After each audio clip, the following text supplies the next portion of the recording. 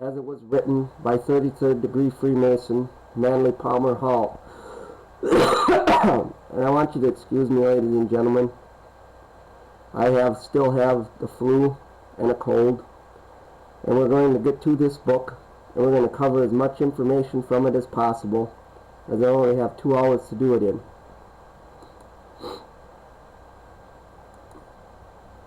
And as you can see, the title of this book is called The Secret Destiny of America, and it was written by Manly Palmer Hall.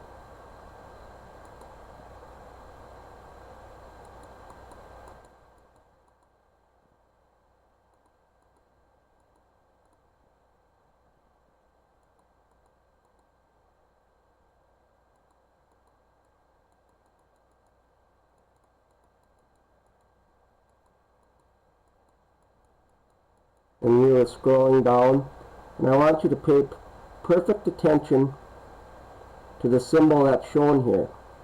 The symbol is a phoenix, and if you look at certain seals of governments of the world, particularly those of the United States and of Russia, you will notice that they use a phoenix as their symbol. And this was written and published again by Manly Palmer Hall, the Philosophical Research Society, 3341 Griffith Park Boulevard, Los Angeles, California.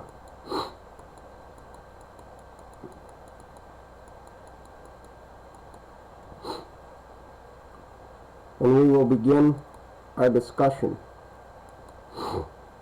America cannot refuse the challenge of a leadership in the post-war world. Mere physical reconstruction of ravaged countries and the reorganization of political, economic, and social systems is the lesser task we will face. The larger problem and the great challenge is in how to set up a new order of world ethics firmly established on a foundation of democratic idealism. Experts in various fields have already submitted programs designed to meet the needs of those nations whose way of life has been disrupted by war. But with the failing common to specially trained minds, these planners incline to think mostly in the terms of their own particular interests. As yet, no one has touched the fundamentals of international ethics. No one has advanced a working plan securely based upon a broad, deep, and sympathetic understanding of the human being and his problems. The thinking has been in the dual fields of power politics and material economics, with remedies expressed in terms of charts, blueprints, patterns, and industrial programs. But there is one new and encouraging element present in the most of the recommendations of today's experts. They are recognizing the necessity of conceiving the world as one interdependent structure. Yet, even as they recognize the need for a unity of human interests, their recommendations are for the perpetuation of highly competitive economic policies, which, if they are consistently applied, must lead in the end to war and discord. Excuse me again, ladies and gentlemen. It is not an easy task to unite the efforts of the human race toward the accomplishment of any common good. Mankind, in the majority, is selfish, provincial in attitude, and concerned primarily with personal success and acquiring creature comforts. It will not be possible to build an enduring peace until the average man has been convinced that personal selfishness is detrimental to personal happiness and personal success. It must be shown that self-seeking has gone out of fashion, and that the world is moving on to a larger conception of living. The post-war planners have more of idealism in their programs than has ever been expressed in the problem of the relationships of nations, but it is still not enough. A clear and complete statement of a world purpose is required, a world dream great enough to inspire unity of world effort. And I'm going to scroll down as far as I can, because this is a foreword written by him, and I want to get into more of the history of what we need to talk about. And I'm going as fast as I can, ladies and gentlemen. And here we go.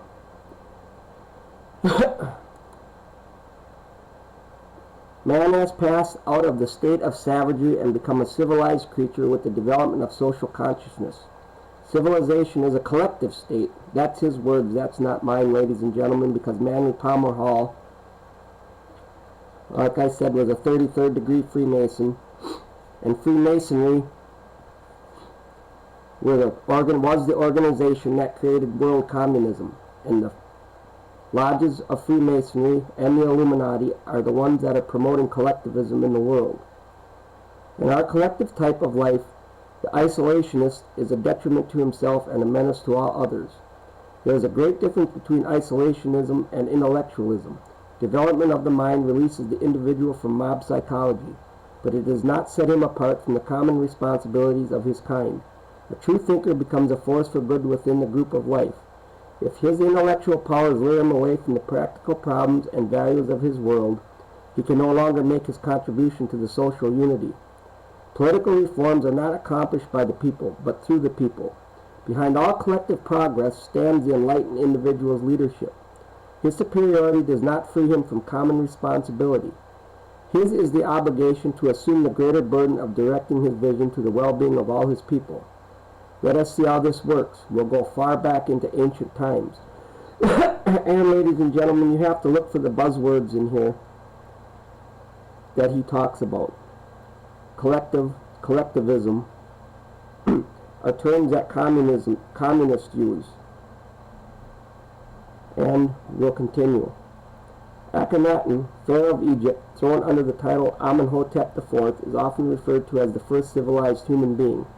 While this may not be literally true, he was definitely the first man in recorded history to exemplify social consciousness in the administration of a great nation. Akhenaten, the beloved child of the Aton, was born at Thebes about 1388 BC. Like most of the princes of his house, he was extremely delicate as a child, and it was feared that he would not live to reach the throne, as the last of his line. The dynasty would end with him if he died without issue.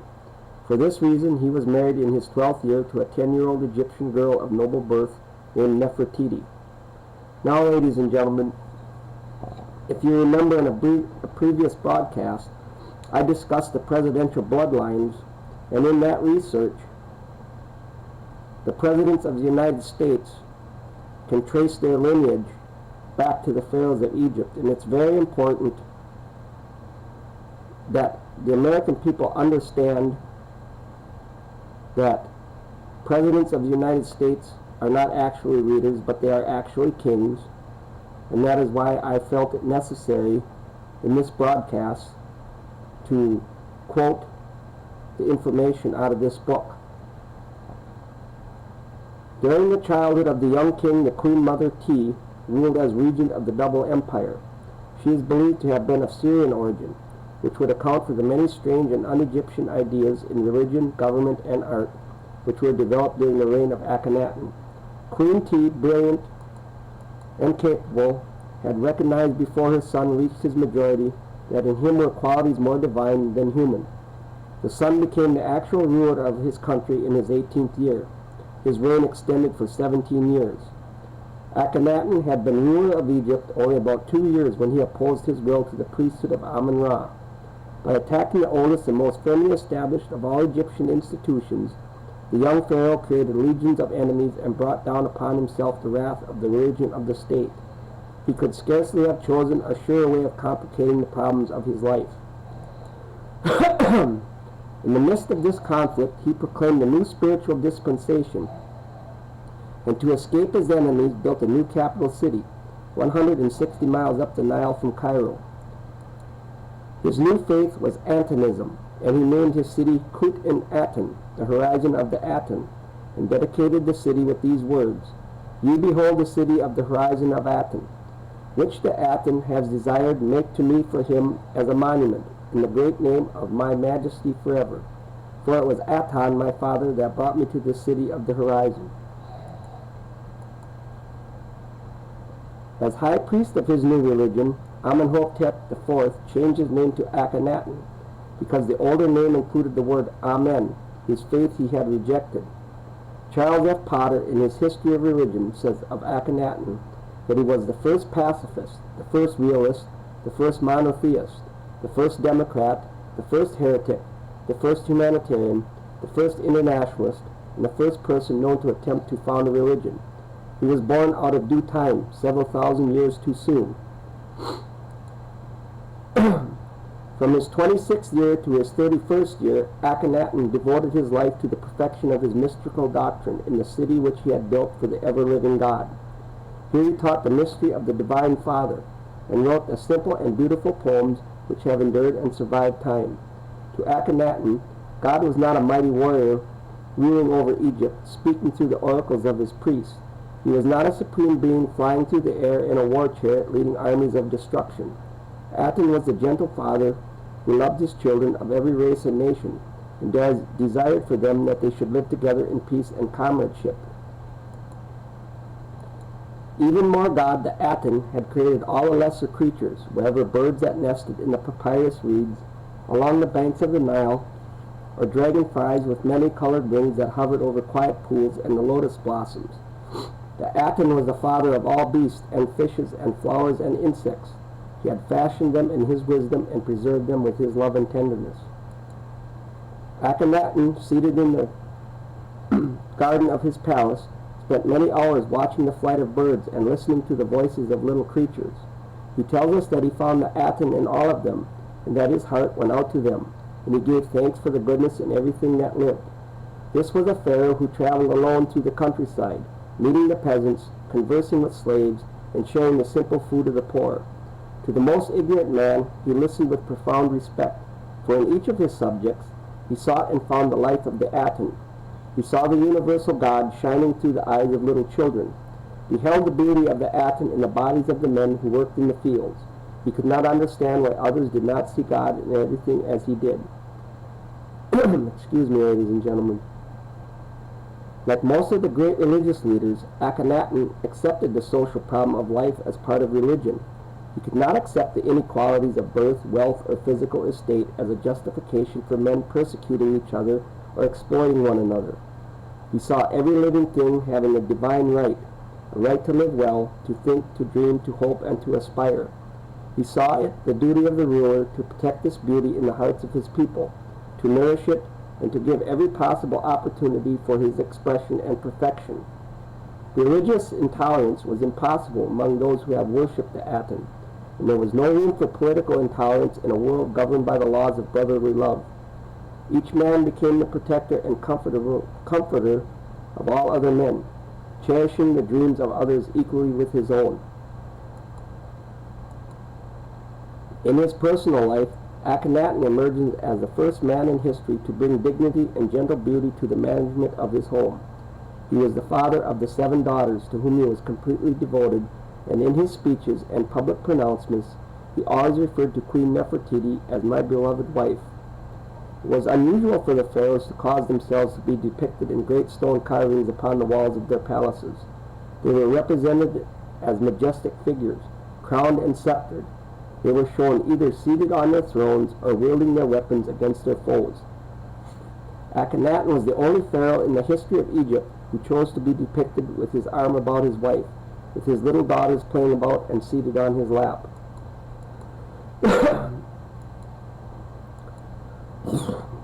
As with the passing years, the health of the pharaoh grew worse. The opposition of the priesthood of Amun-Ra grew greater, and his reign was complicated by invasions by the Hittite nations. The governors of various provinces pleaded with him for help, but Akhenaten would not send armies.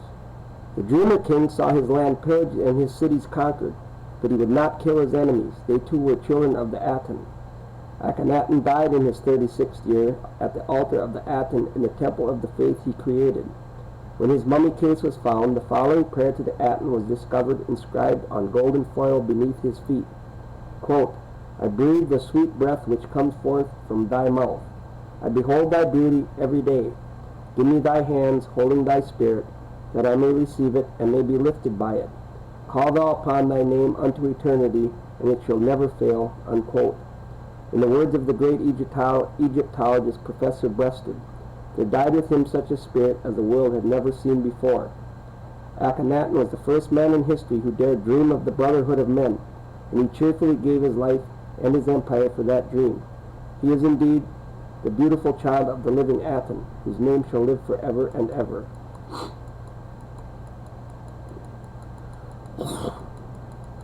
And we will continue more. The ancient Greeks had a far better knowledge of geography than popular opinion today indicates. We have been deceived as to the full measure of classical learning, because the Greeks did not commit the larger part of their knowledge to writing. They bound scholarship with the vow of secrecy. Excuse me, ladies and gentlemen. In ancient days, all learning was regarded as sacred. Wisdom was entrusted to the keeping of priest-philosophers, and they were permitted to communicate the choicest branches of the sciences only to duly initiated pupils, to bestow knowledge upon those who had not prepared their minds by years of discipline and self-purification, profaned the mysteries, desecrated the sacred sciences.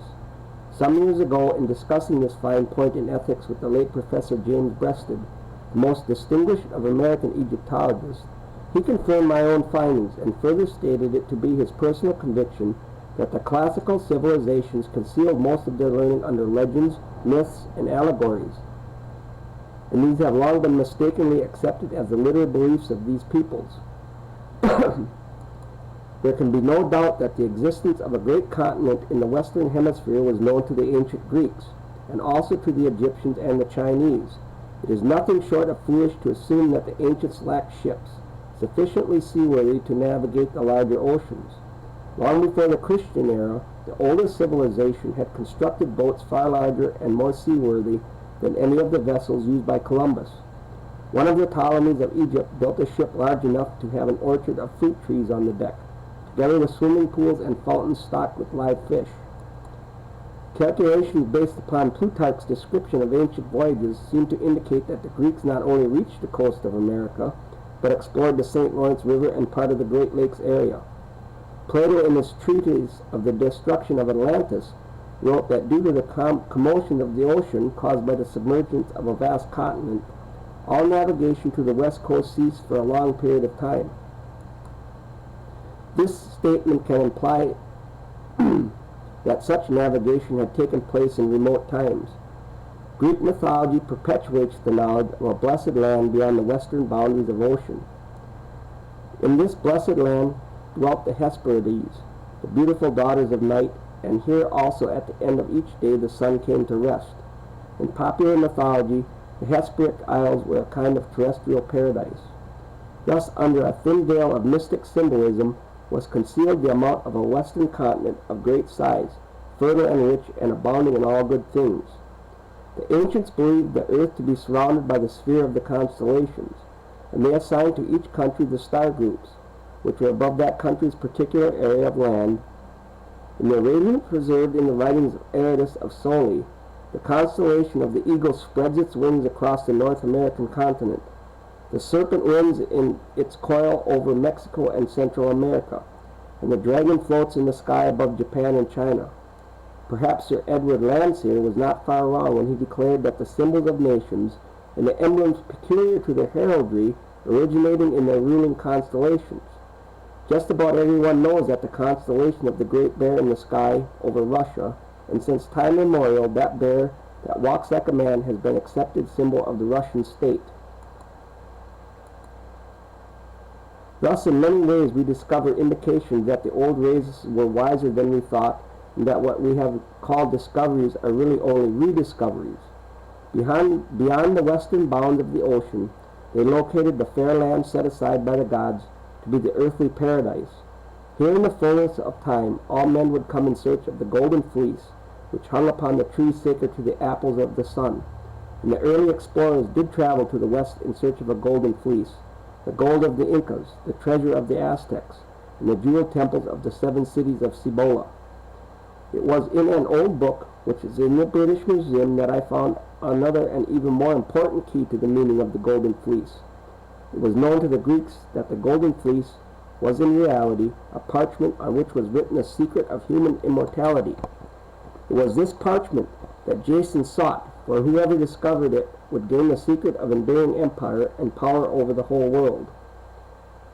We now know in America, enshrined in the Congressional Library, a golden fleece, the American Declaration of Independence, written on the skin of an animal and preserved as the magic formula of human hope. Those who understand it can use wisely the import of its writings, are possessed of the secret of the immortality of human society. The curious fortunes of war brought another golden fleece from across the sea, and is now preserved together with our own. This second parchment is the Magna Charta, the English Bill of Human Rights, which was the inspiration behind our American Declaration of Independence. These two immortal documents together form the Declaration of the Rights of Man and are the basic text of modern democracy. By the wisdom then of these gods, who are eternally vigilant over the needs of man, the blessed lands of the West were set apart, for none of the great civilizations of the past rose in North America to overshadow the continent with the ruins of old tradition, or to set up the corruptions of old administrative policy. Foreign nations came to this continent in times long ago, but they formed no permanent settlements nor attempted any program of colonization, and so the soil was not impoverished by thousands of years of intensive cultivation, nor were the natural resources ravished to supply the substance to maintain endless wars and ageless feuds. It was the rise of the democratic dream in Europe that supplied the beginning of Western civilization. Those in search of a promised land turned to the West. Here was a virgin continent populated only by nomadic Indian tribes, a vast territory suitable in every way for the great human experiment of the democratic commonwealth. By the 19th century, the American Hesperides was definitely the land of golden opportunity, and to it came streams of immigration from nearly every country on the earth. The better way of life drew them here, for it had been established that here men could build a future free of tyranny, intolerance, and enforced poverty. Here all were given opportunity for education, for free enterprise, and living a life according to the dictates of hope and conscience. If in comparatively short time many racial streams have met and mingled, and a new race has been born, the American race is not one to be determined by an analysis of blood or the proportions of the cranium. Americans are a race determined by the measure of a conviction, set apart by that conviction. It is the conviction that human beings are created free and are entitled to equal opportunity to protect themselves in life, liberty, and the pursuit of happiness. And in recent years, we have made another discovery. It is the race of democracy is one distributed throughout the world. And I just want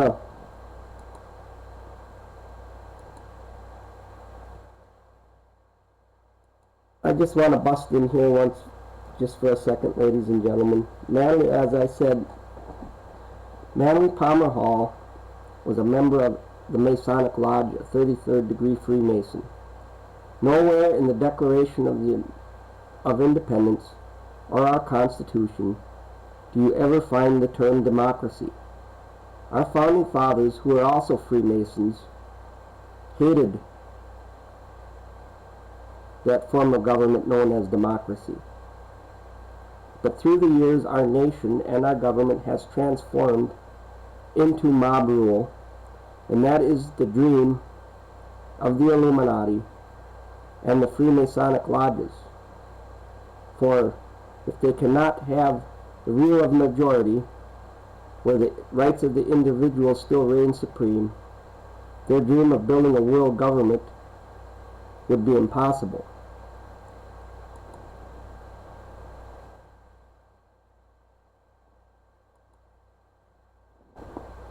And then we continue. It is that race of democracy is one distributed throughout the whole world. Among men and women of all races and all nations are those who share our conviction, and because they share it, they are our kind of they are of our kind and belong to our race. In this realization, we mark the beginning of world democracy, and that, ladies and gentlemen, is exactly what they want. Democracy is synonymous with socialism. Democracy is synonymous with communism.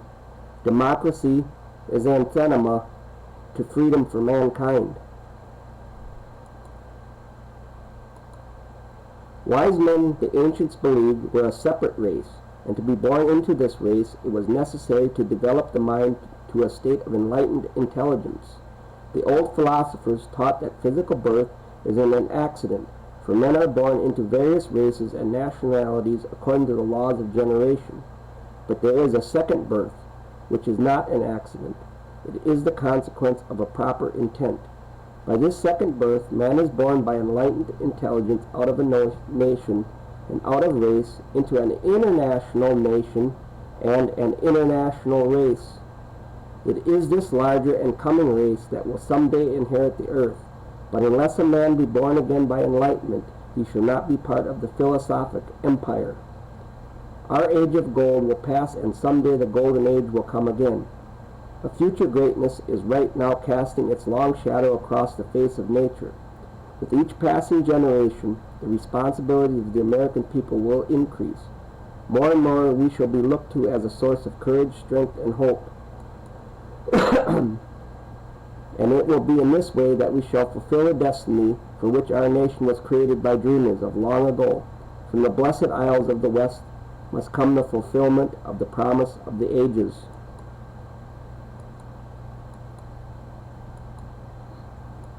And we will continue down to chapter 4. Debt has been the common burden of the ages, and yet the whole structure of our modern economic world is built on the shaky foundation of bills payable and bills receivable. Long ago, interest ate up its own principal, and we terrorists on our own are currently living on in unliquidated debts. Solon, greatest statesman of the Greek world, was handed this age-old problem when about 595 BC he was summoned to the leadership of the state with the title Archon. He was given unlimited powers to reform the economic and constitutional systems of the Athenians. His first move was to attack the old Attic law of debt, which he believed lay at the source of the public distress. In the time of Solon, the Greek countryside was littered with roughly hewn stone markers. Originally, these were boundary stones fixing the property lines of the lands of various citizens. As time had passed, it had become the custom to carve in these stones the records of mortgage contracts affecting the property which they bounded. Single stones became insufficient after a time, and eventually the added monuments to debt interfered with the plowing of the fields. Solon, investigating the tragedy of this mortgage monument, made several interesting discoveries that were to change the course of human economics. When poor farmers mortgaged their lands to rich families on neighboring estates, and the debts were not paid, the wealthy landowners moved their boundary stones to include the encumbered property, and the previous proprietors became tenants.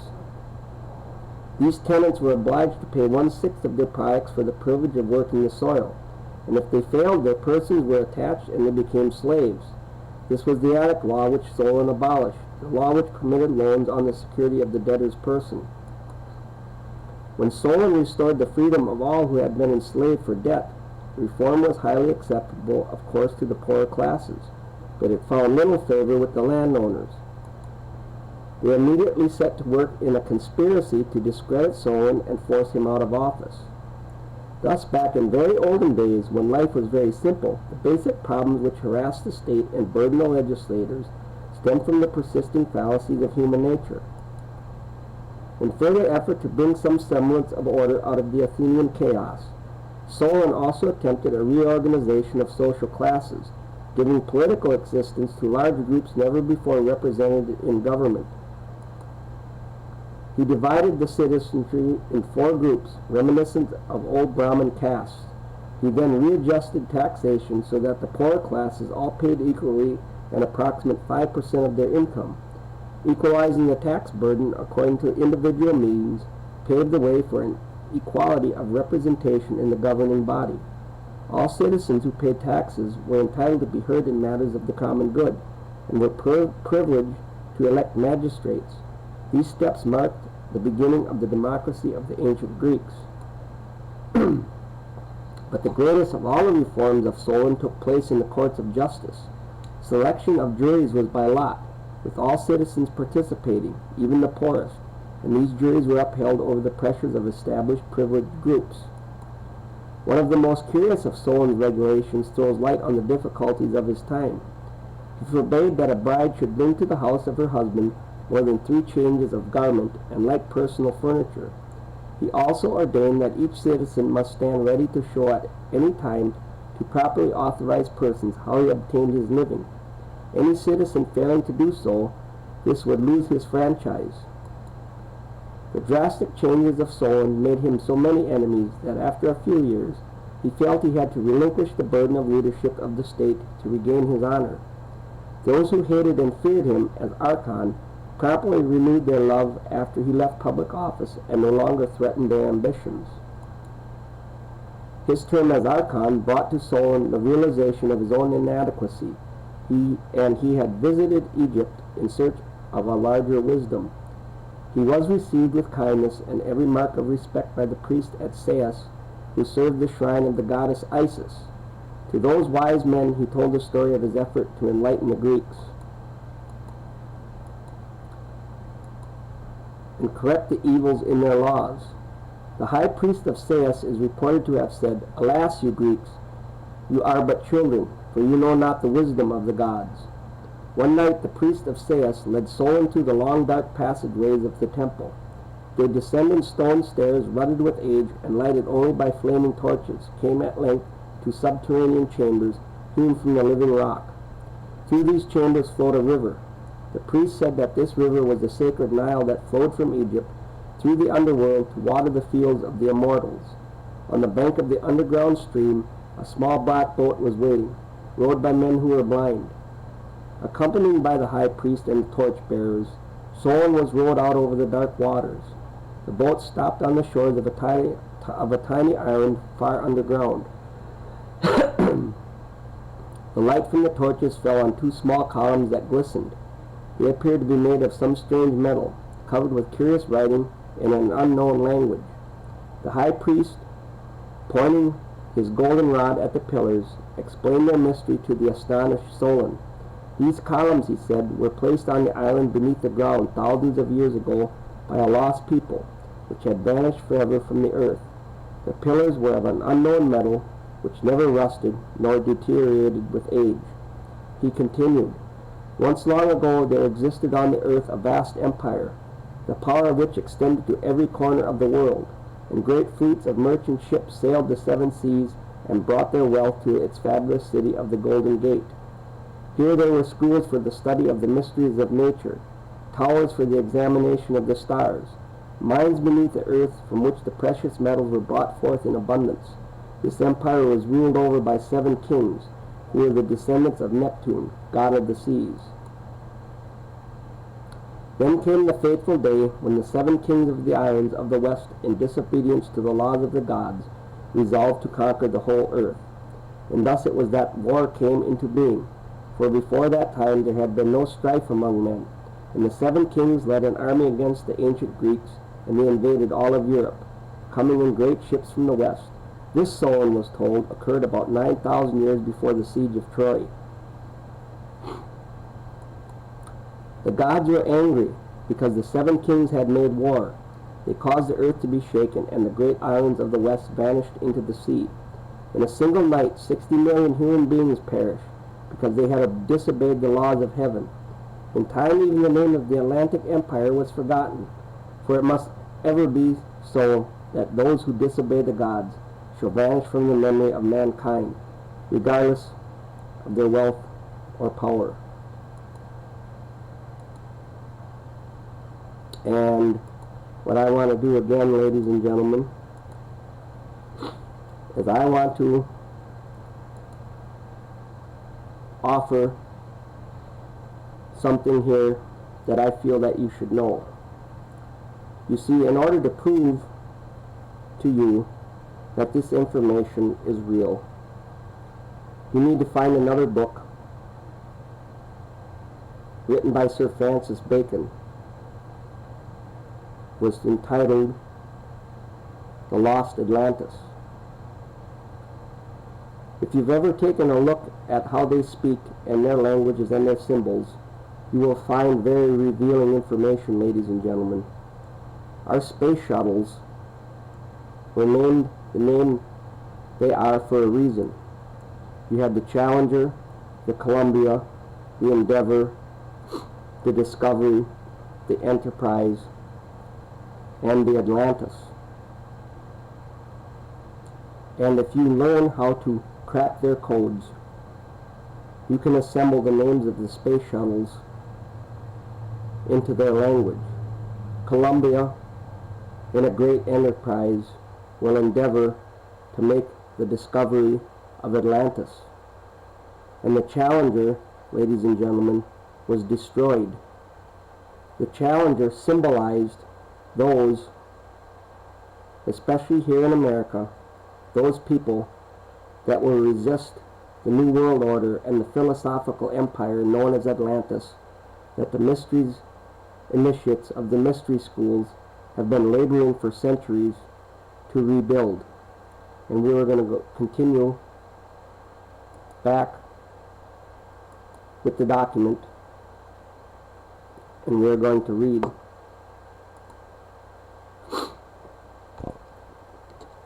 When Solon returned to Greece, it was his intention to make the story of the Atlantic Empire and develop it into a great epic poem.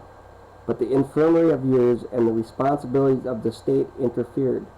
Instead, Solon told the story in the fullest detail to his close friend Tropus, who in turn recited it to his son Critias. In his 90th year, Critias communicated this narrative to his grandson of the same name, who later became a disciple of Socrates. It is in this way that the story of the lost Atlantis came finally to be incorporated in the Platonic dialogues as part of a conversation between the younger Critias and his master Socrates. The dialogue itself was named the Critias.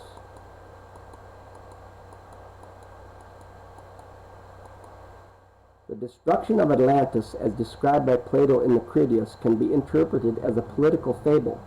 The tradition of the lost empire, as descended from Solon, was enlarged and embellished according to the formulas of the Orphic theology. But it does not follow necessarily that Plato intended to disparage the idea that a lost continent had actually existed west of Europe. Plato was a philosopher. He saw in the account of the fall of Atlantis an admirable opportunity to summarize his convictions concerning government and politics. The Critias first described the blessed state of the Atlantean people under the benevolent rulership of 10 kings who were bound together in a league. These kings were monarchs over 7 islands and 3 great continents. From the fable, we can infer that the 10 rulers of the Atlantic League were philosopher kings, endowed with all virtues and wise guardians of the public good. These kings obeyed the laws of the divine father of their house, Poseidon, god of the seas. Excuse me, ladies and gentlemen. In the capital city of Atlantis stood the temple of Poseidon, and in it a golden figure of the god. In this shrine also stood a human of precious substance, inscribed with the laws of enduring empire. The 10 kings took their oath together to obey these laws, and they chose one of their number, usually of the family of Atlas, to be the chief of their league. It was written on the column of the law that the 10 kings of Atlantis should not take up arms against each other for any reason. If one of them should break the law, the other 9 were to unite against him to preserve the peace. And that, ladies and gentlemen, is exactly how the NATO Charter is written. That's exactly how the United Nations Charter is written. In all matters concerning the public good, the 10 kings were to deliberate together, and each should be mindful of the just needs of the others, for they were the members of one body and regents over the land of a blessed God. The kings had not the power of life or death over any of their subjects, except with the consent of the majority of the 10, and each was responsible to the whole league for his conduct in the administration of his own state. In this way, Plato describes the government of the Golden Age, in which men live on earth according to the laws of heaven. By the 3 great continents of Atlantis are to be understood Europe, Asia, and Africa, and by the 7 islands, all the lesser peoples of the earth. The League of the 10 Kings is the cooperative commonwealth of mankind, the natural and proper form of human government. The Atlantis, therefore, is the archetype or the pattern of right government, which existed in ancient days, but was destroyed by the selfishness and ignorance of men. Plato, it must be remembered, was a monarchist by philosophic conviction, but his ideal king was the wise man, perfect in the virtues, and the natural ruler of those less informed than himself. This king was the father of his people, impersonal and unselfish, dedicated to the public good, a servant of both the gods and his fellow men. This king was descended of a divine race, That is, he belonged to the order of the Illumined. And that, ladies and gentlemen, is the order of the Illuminati. And our United States presidents, as I said, can trace their lineage back to the pharaohs of Egypt, and they believe that they can claim a divine right to rule over the rest of mankind. Plato's monarchy was therefore a philosophic democracy, for all men had the right to become wise through self-discipline and self-improvement.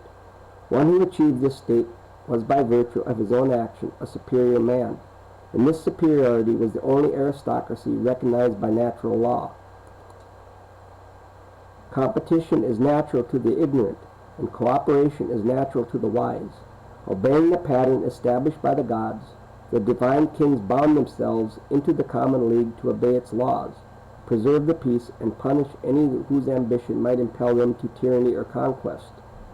Here then is a pattern of world government to ensure the prosperity of all peoples and to activate the preservation of the peace. And here you go, ladies and gentlemen, in Manly Palmer Hall's own words, which I will repeat again. Here then is a pattern of world government to ensure the prosperity of all peoples and activate the preservation of the peace. That is the goal of the 13 families that actually rule this world. That is the goal of the puppet presidents that are installed in the White House. That is the goal of President Barack H. Obama. And that is why you've seen in recent weeks the drive to disarm the American people. And we shall continue reading. Plato describes at some length the prosperity of the Atlantic Isles under the benevolent rulership. The citizens were happy, and poverty was unknown. A world trade was established, and the ships of the Atlantic Marine traveled the 7 seas. Where have you heard that before, ladies and gentlemen? We have a World Trade Organization. We have the GATT and the NAFTA agreements. And what they are doing today, what you think is modern, is actually they are trying to recreate the old Atlantean philosophic empire. And we will continue. There was little crime, the arts flourished, and the sciences were cultivated in great universities. Man had no enemies, and war was unknown. The god Poseidon guarded the destinies of his domains and favored the Atlantic Empire with a good climate and fertile soil. Excuse me. Men followed the occupations which they preferred and lived a communal existence, together sharing the fruits of their labors. It was Plato's conviction that human being was not created merely to engage in barter and exchange, but rather to perfect himself as the noblest of the animals, endowed with reason and the natural ruler of the material world. The Critias then described the gradual change that came about in the course of the ages. In the beginning, the Atlanteans saw clearly that their wealth and prosperity increased as a result of friendship, but gradually the divine portion of their consciousness began to fade away in them. Their souls became diluted with a moral admixture, and human nature gained ascendancy. They became unseemly and lost those spiritual virtues which were the fairest of their precious gifts. It is the story of how man departed from this perfect pattern of his conduct, and in the end denied the very truths which were the foundations of his strength. With the loss of his spiritual perception, material ambitions increased, and the desire for conquest was born. Men yearned after that which they had not earned, and gazed with covetous eyes upon the goods of others. The rulers of the state were corrupted by the common evil. The 10 kings were no longer friends. They no longer confirmed together in the temple of Poseidon to decide all matters under the common oath. Thus was the great league dissolved by selfishness and ambition. It was then that the war came into being, and with it tyranny and oppression and despotism and the exploitation of peoples. And I want to break in again, ladies and gentlemen.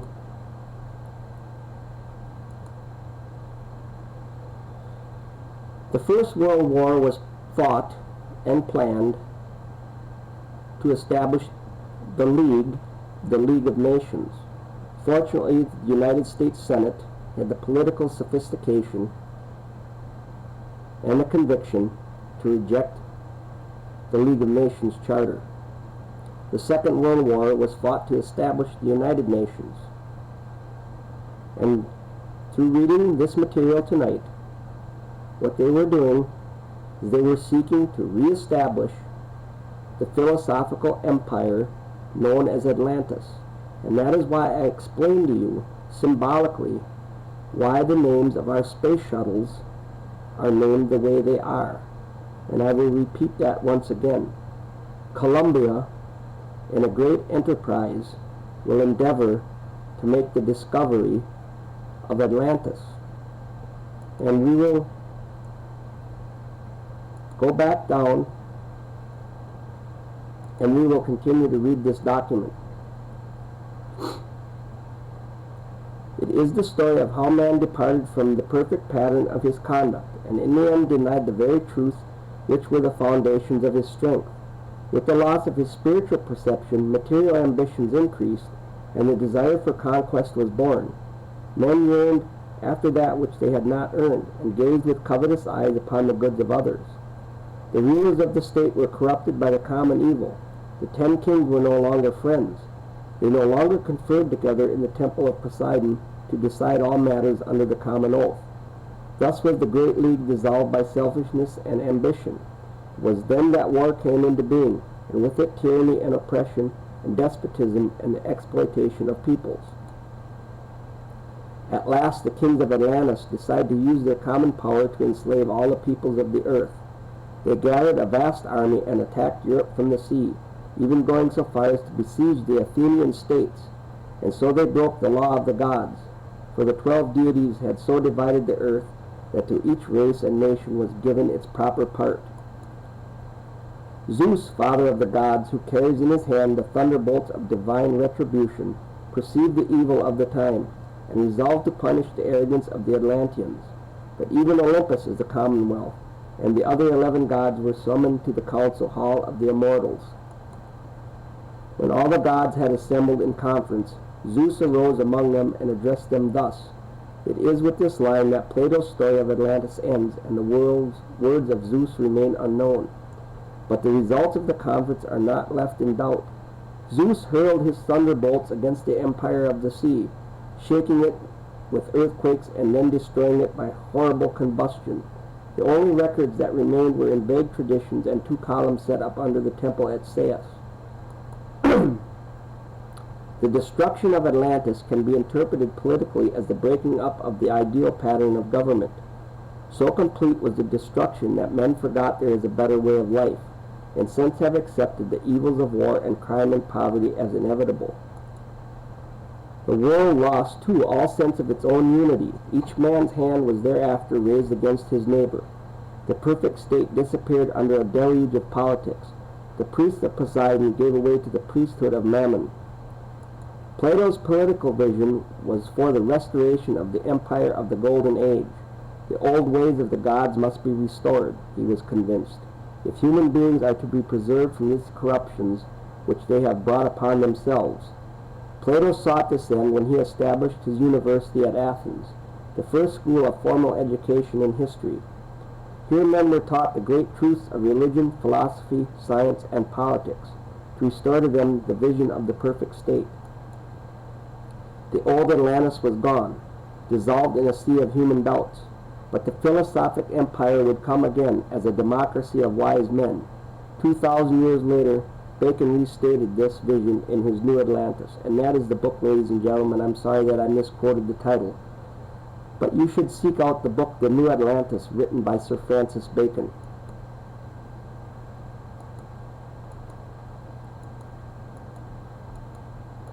And we will continue again.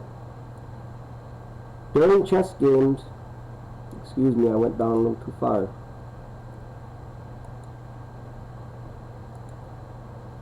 And I gotta get back up to where we were.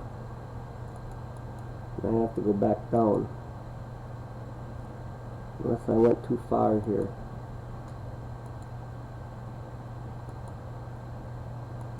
Excuse me, ladies and gentlemen, I'm going where I need to be. We're going to skip and we're going to go to chapter 8. and we're going to read this. As stated earlier, there can be little doubt that the Greeks were aware of the existence of the American continent long before the beginning of the Christian era. If information is not general on that point, it is equally surprising how little is known about the man Christopher Columbus, who is accredited with the discovery of the New World. The date of his birth is unrecorded, and 20 cities claim Columbus as a native. So many legends have sprung up about this strange man that it is difficult to distinguish fact from fancy. In 1937, a little book was published entitled Christopher Columbus Was a Greek. According to its author, Spiros Kateras, the real name of Columbus was Prince Nicholas Yespelantis, and he came from the Greek island of Chios. The statement is backed by quotations from numerous early historians and state documents. The author of this little book has documented his opinions in a manner to bring joy to the critical reader. He mentions the following Greeks who navigated the Atlantic Ocean in ancient times: Hercules, Odysseus, Calais, Pythias, and Eratosthenes. He points out that the language of the ancient Mayas of the American continent contains many words of pure Greek belonging to the Homeric period, and to quote the book, years ago in the Republic of Uruguay, South America, were discovered traces of the army of Alexander the Great, swords and thoros with the inscription Ptolemos Alexandroi. All modern research on the life of Columbus tends to prove that he was not a man of humble station, poor or uneducated, and the story of Queen Isabella and her jewels is rapidly becoming recognizable as fiction. Columbus is emerging as a man of impressive personality with marked abilities as a leader and organizer and excellent classical education. Like most Greeks of his time, he admired the writings of Plato and the other classical philosophers. He had the Greek birthright of legend and tradition, and he was mentally well suited for interpretation of classical lore. There is much to indicate that Columbus was inspired for his voyages by Plato's account of the lost Atlantis and the records of early navigation to the west. Furthermore, Europe was not without some knowledge of geography, and in his day there were many scholars aware of the spherical form of the earth. Excuse me again, ladies and gentlemen. A great trade with Asia had long passed over the caravan routes of the Near East, as the Arabs for the most part were a friendly people, but with the rise of the Turkish Empire to power most of these routes were closed to the infidel. When even the Crusades failed to keep clear the roads of commerce, it became ever more desirable to discover a western passage to the Orient. It was for this purpose that Columbus sailed, and not from an Italian or Spanish port, but from the Greek port of Mahon. It is astonishing how difficult it is to ascertain the facts about the celebrated voyage of discovery and the life of one so prominent in history as Christopher Columbus. It appears that history entered into a conspiracy to conceal the truth. And yes, ladies and gentlemen, all of history is a concealment of the truth, and that's why this broadcast is reading this to you tonight. Possibly an elaborate misinterpretation was intentional, for certainly the confusion began before the death of Columbus. His own son refers to his father as a Greek. It has been suggested that Columbus changed his name because of religious or political pressure, but this is in the field of conjecture. Then too, in browsing among old records, I have run across a dim figure involved in the life of Columbus, a strange man who seems to have served the explorer in die capacity of counselor. Nothing very tangible has yet come to light, but it is hinted that the mysterious person accompanied Columbus on his first voyage. He was not included in the list of the mariners. He did not return but remained in the West Indies. Beyond this, no further mention is made of him. This mysterious stranger is reminiscent of the black-robed man who guided the destiny of Muhammad. Were these obscure figures ambassadors of the secret government? Columbus being one of the agents through which the society of unknown philosophers accompanying its purposes? It is my opinion that he was such an agent. The signature of Columbus, composed of letters curiously arranged and combined with cabalistic designs, certainly conveys far more than is inherent in the signature of a private citizen. The importance of Columbus in the larger scheme of things is to be estimated from his relationship to the pattern of his own time. Europe passing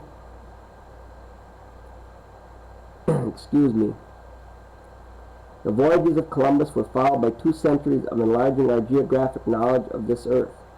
Explorers who sailed the 7 seas seeking wealth brought home knowledge. It released human thought from its Mediterranean fixation and accompanied the still greater end of breaking the power of Mediterranean theology and a Mediterranean way of life. Men began to think world thoughts, began to realize that while the whole earth was one land divided into continents and oceans, it still was a gigantic unity. Out of the global wanderings of stout sea captains in little wooden ships was developed our so-called global thinking of today. The concept of a global world, at least in terms of geography, is now our common inheritance.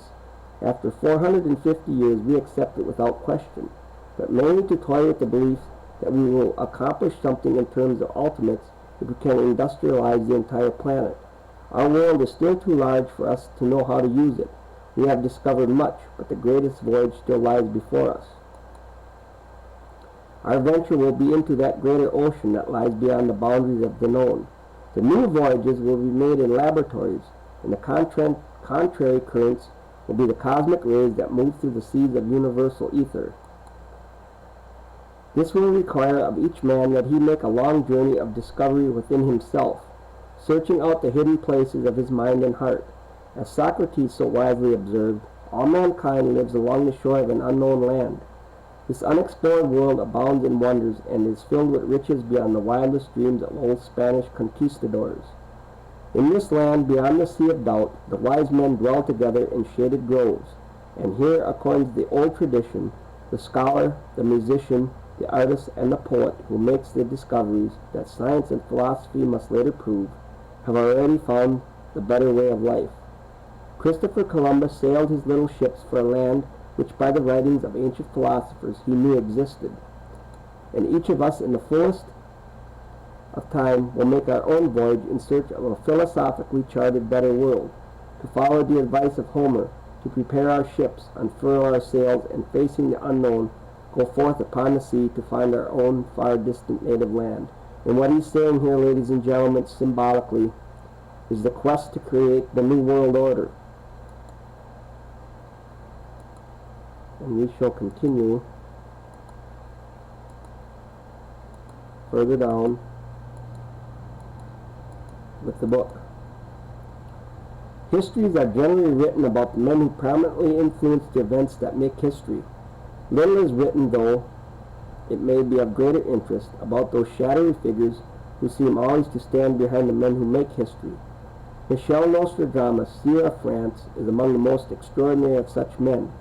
Born in 1503 and possessed of some inner source of knowledge beyond the reach of ordinary mortals, he wrote the history of the world to come.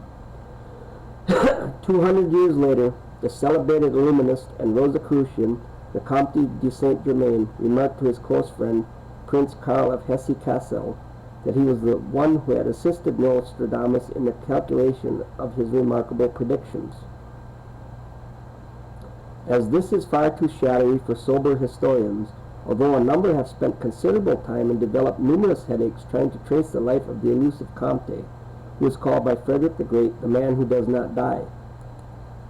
Nostradamus was a respected physician, a man of outstanding medical accomplishments.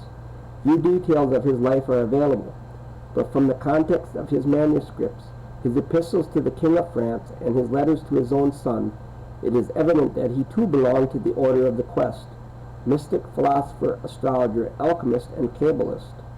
Nostradamus was versed in all the secret lore disclosed only to those who have bound themselves with the oath of the Brotherhood.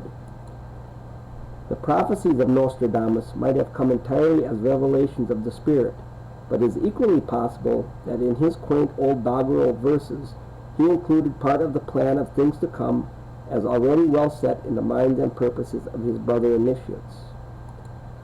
The first edition of the prophecies of Nostradamus was published in 1660. At the time, the Americas were still the happy hunting ground of Spanish adventurers. There was no indication that in the Western Hemisphere would arise a great nation, yet Nostradamus writes at sufficient length of the future state of America to indicate an extraordinary knowledge. The old seer refers to this country under several names.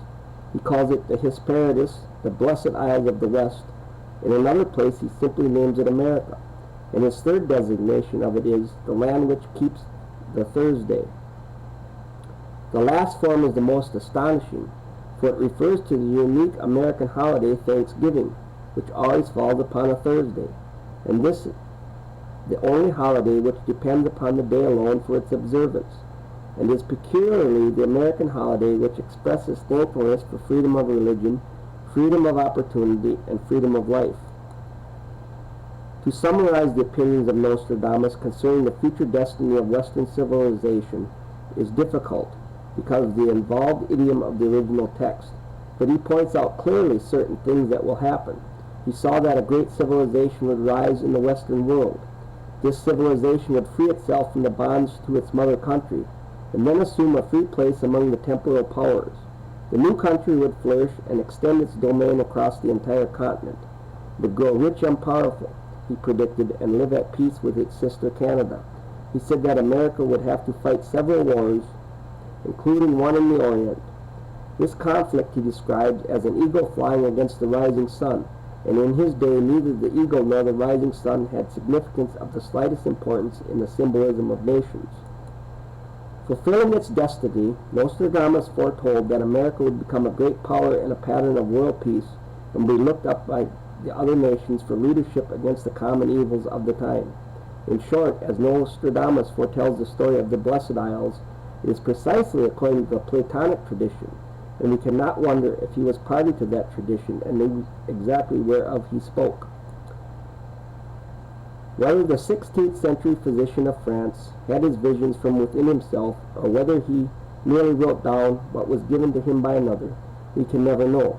Conventional thinkers, doubting such prophetic powers, incline toward the second alternative, and that will leave them scarcely less comfortable of mind, for the existence of this secret brotherhood plan is then virtually admitted.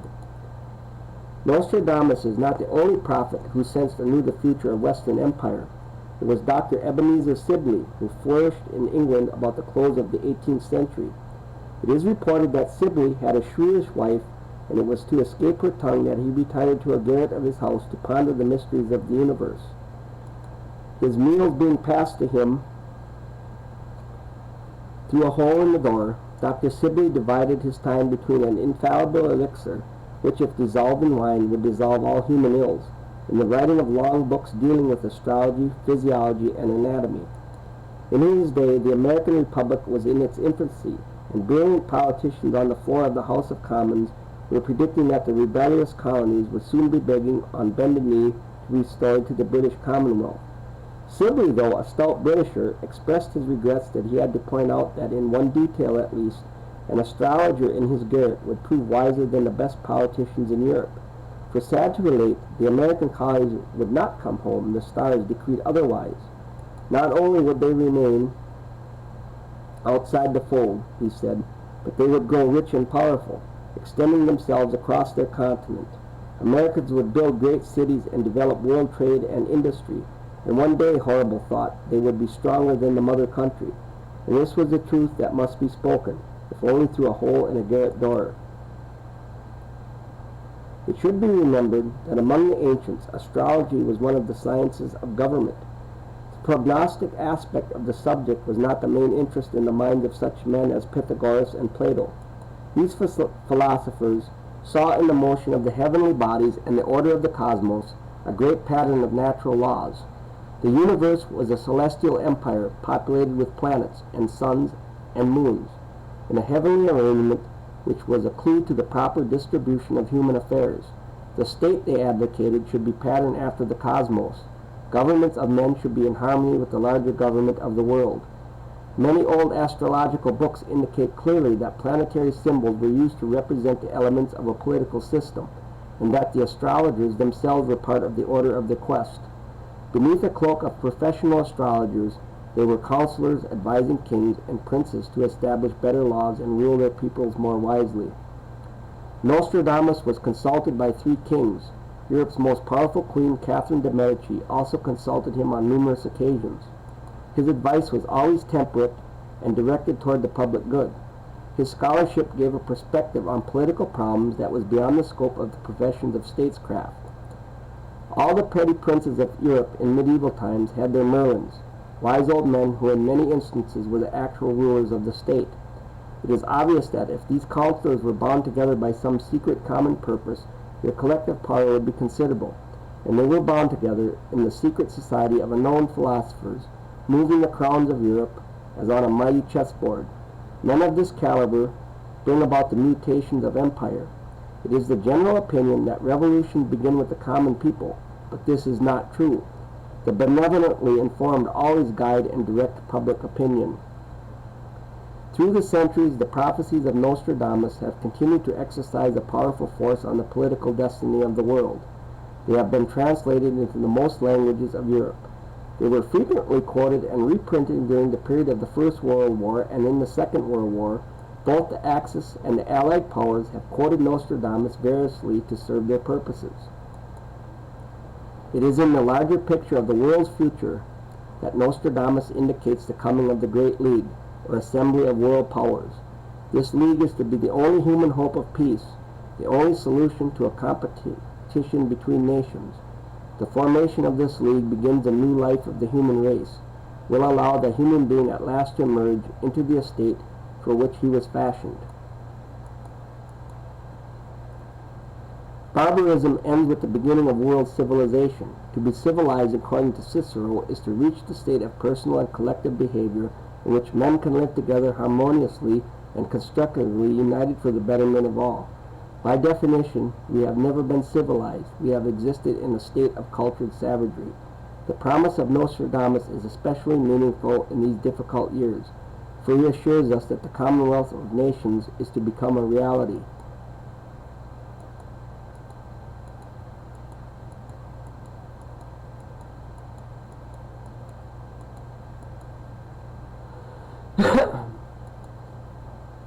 One of the best known and least read of the world's literary productions is Sir Thomas More's Utopia. It was composed by a man who had suffered greatly from the political corruption of his day, 1478 to 1535, having held high office. More was well acquainted with the machinations commonly called conspiracies of the state.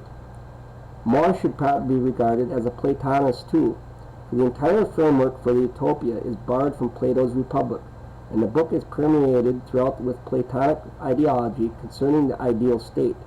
Under a thinly veiled satire attacking the policy of King Henry VIII, here then is another voice calling men to the correction of their political vices. Unfortunately, the immediate success of More's book was due to his attack on the king and the government in general, rather than any serious considerations of the remedies which he suggested. In the Utopia, More presents his philosophical and political conviction in the form of a fable which sets forth the social state of man in a philosophic commonwealth.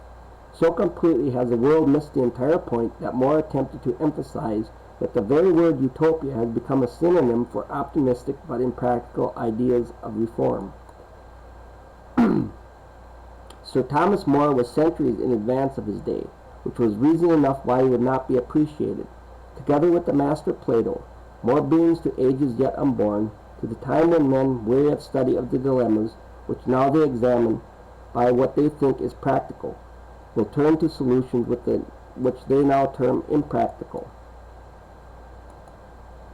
An important utopian was Tommaso Campanella, an Italian philosopher, also with strong Platonic leanings. Out of the wisdom of his years, Campanella composed the Civitas Solis, the City of the Sun. In this work, he departed from his usual interests, science, mathematics, and religion, to apply the principles of natural philosophy to the problems of government. He regarded it as a major tragedy that man had reduced to a science practically every branch of learning except statesmanship, which continued to be left to the vagaries of incompetent politicians skilled only in the arts of avarice.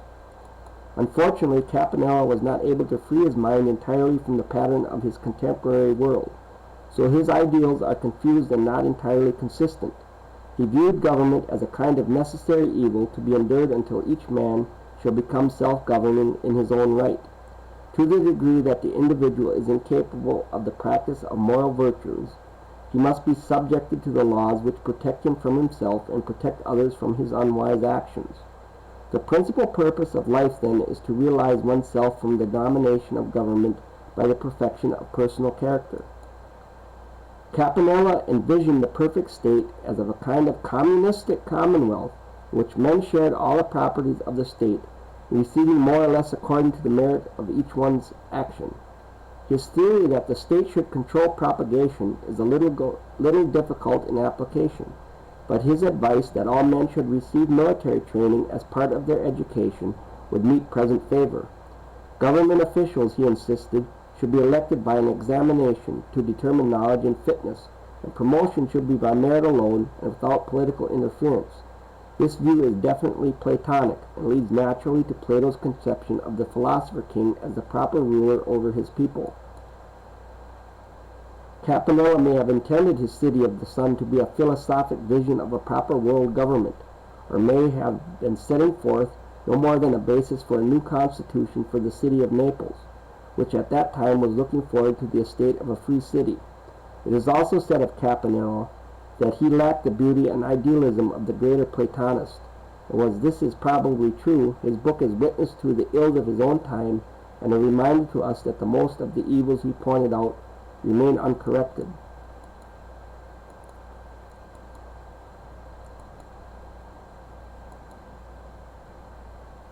In the year 1613, Trajano Boccalini, age 27, was strangled to death in his bed by assassins. At least this is one account. We are informed by another historian that he died of colic. A third describes his demise as a result of being slugged with sandbags. Excuse me, ladies and gentlemen. Anyhow, he died, and it is believed that Trajano's end was due to a book which he published entitled Gugali di Parnaso, a witty exposition of the foibles of his time. The 77th section of this book is titled A General Reformation of the World. Like the other utopians, Boccalini made use of a fable to point out political evils and their corrections.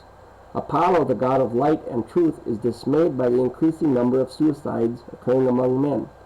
So he appoints a committee composed of the wisest philosophers of all time to examine into the state of the human race. These men bring a detailed account and numerous recommendations to Apollo. Nearly every evil of modern government is included, ranging from protective tariffs to usury and private debt. The final conclusion reached by the committee is that the human problem is unsolvable except through a long process involving suffering and disaster. As an immediate remedy, the best that could be done was to regulate the price of cabbages, which seemed to be the only article not defended by an adequate force of public opinion or a large enough lobby in places of power. Excuse me. Boccalini's satire is important because it is constituted the first published statement of the Society of the Rosicrucians. It points out that first evils must be recognized, then the public must be educated to assume its proper responsibility in the correction of these evils. And lastly, public opinion must force the reformation of the state and curb the ambitions of politicians. This was a solemn pronouncement in the opening years of the 17th century. It is little wonder that it cost Boccalini his life. Johann Valentin André, an early century German Lutheran theologian who was the next to cast his lot with the Utopians. André's status is difficult to define, but he is generally believed to be at least the editor of the great Rosicrucian manifestos and the author of The Chemical Marriage of Christian Rosenkreuz. We may therefore safely assume that he was connected with one of the great orders of the Quest. André's contribution to the utopian literature is his Christianopolis, or the City of Christ. This work, which is almost unknown to English readers, is largely developed from the ideas of Plotinus. Christianopolis is Platonopolis Christianized. Its author was a quiet scholar with a long white beard and a strict sense of Lutheran propriety. His Christianopolis is a monument of morality and good taste, but beneath his strict orthodoxy, André was a man of broad vision.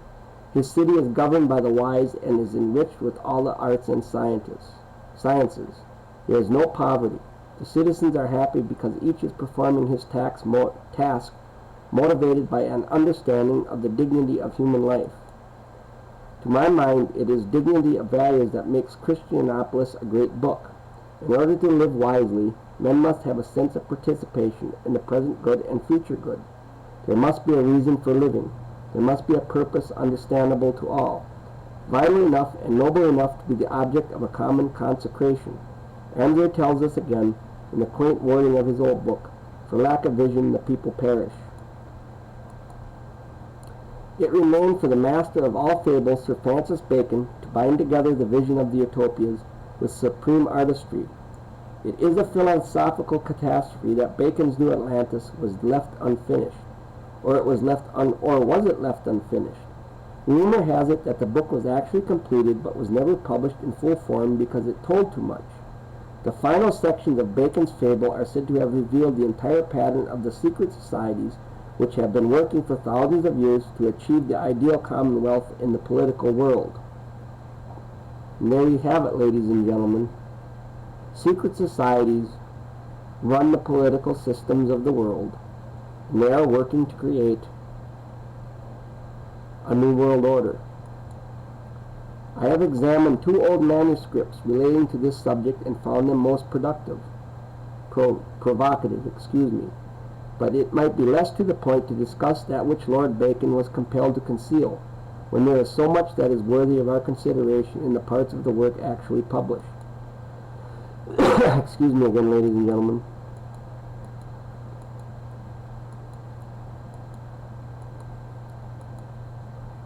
The writings of Sir Francis Bacon are generally grouped under 3 headings: professional, literary, and philosophical.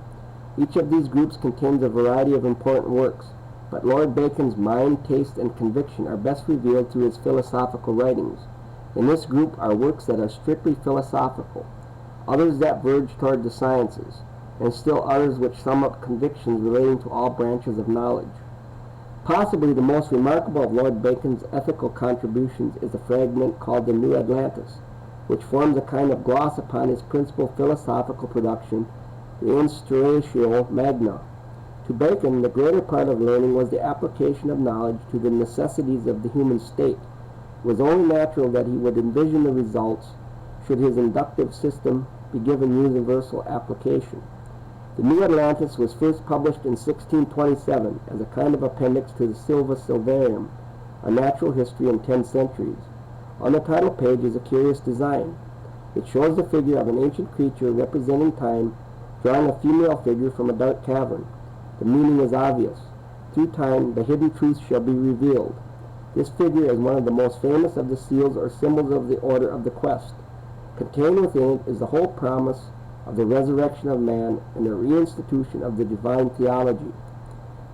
The New Atlantis was not published during the recorded life of Lord Bacon.